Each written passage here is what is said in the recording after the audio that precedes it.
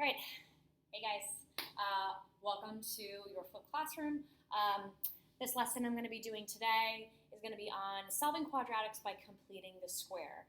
So that's our objective. We're going to start off with a refresher of what the standard form of a quadratic looks like and what vertex or graphing form of a quadratic looks like. So the standard form of a quadratic, y equals ax squared plus bx plus c. That's your standard form. And some of those coefficients in there are critical. So A is called the leading coefficient. And it tells us whether the parabola opens upward if A is positive or downward if A is negative. So opening up or down. C is the value of your y-intercept. Now think about that. If you plug in 0 for your x values, these two terms fall away, and you're left with just that constant c. That's your y-intercept. When x is 0, what is the corresponding y? Okay, that's standard form.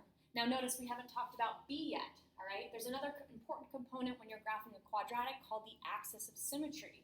The axis of symmetry runs directly down the middle of the parabola, and the axis of symmetry can be found by taking the value of negative b over 2a, where b and a are those coefficients from your quadratic. Since it's a vertical line, we write it as x equals a number, and that's your formula for axis of symmetry. All right, so that's standard form of a quadratic. Now there's also a vertex or graphing form, all right? So the formula for that, y equals a parentheses x minus h squared plus k. Now the value for a here is exactly the same as the value for a here. So when you're converting between forms, a in vertex form and standard form should be exactly the same. A is still your leading coefficient, and it still tells you whether or not the parabola opens up or down. But now notice we have these values of h and k. And be very careful with signs here. It's x minus h squared plus k, all right? H and k together comprise the coordinates of the vertex of the parabola. Be very careful with signs, all right? So those are the important components for that formula. So let's talk about how you can convert from one form to the other, and specifically how you can convert from standard form to vertex form by using a procedure called completing the square. Completing the square is another way to essentially create a perfect square trinomial within this equation. And perfect square trinomials create two repeated binomials that can be condensed down to create something that looks like vertex form. So let's get started here. Your very first step for converting standard form to vertex form. First of all, why is this freezing? Oh, apparently still recording. Great. Make sure your terms are in descending order. X squared, linear term with x, and then constant. Looks good. Next thing, f of x, we want to swap that out for y.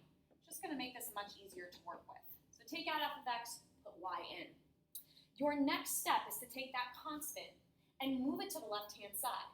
When I move it, that means I need to subtract 1 from both sides. This becomes y minus 1 equals x squared minus 4x.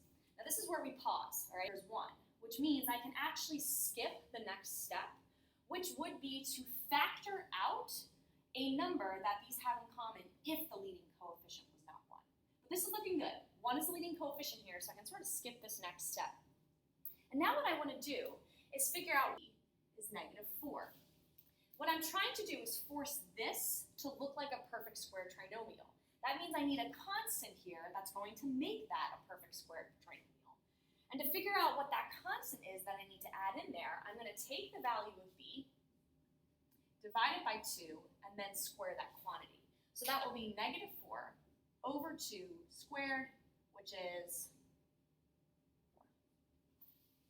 That's the value then that I'm going to add in to the right side of the equation. By adding a 4 here, I've created a perfect square trinomial, but I need to keep my equation balanced. If I add a 4 on the right, I also have to add it on the left. So I need to put a plus 4 here as well. Keeping my equation balanced, let's see what we're left with. So we have y, negative 1 plus 4, that's giving me y plus 3 equals, now this right here, perfect square trinomial, that can be factored into two binomials that repeat.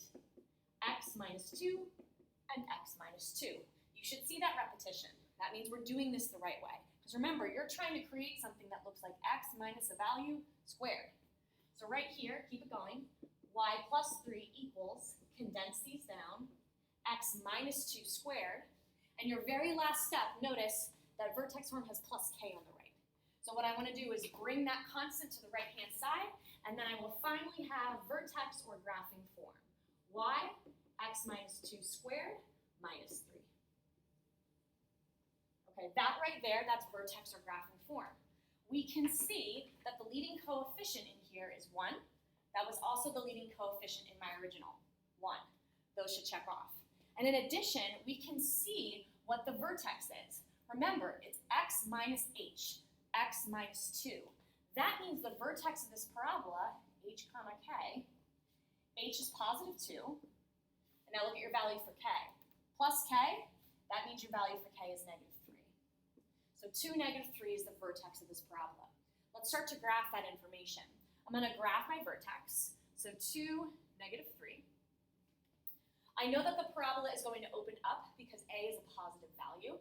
What else do I know? Well, I know that c is 1. And remember, that's your y-intercept, so I can graph that point.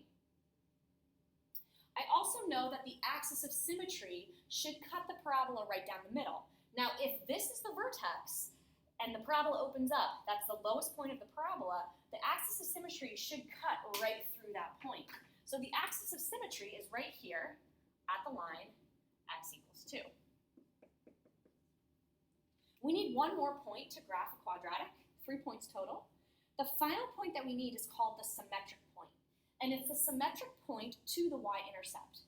If your y-intercept is here, notice that it is 2 units away from the axis of symmetry.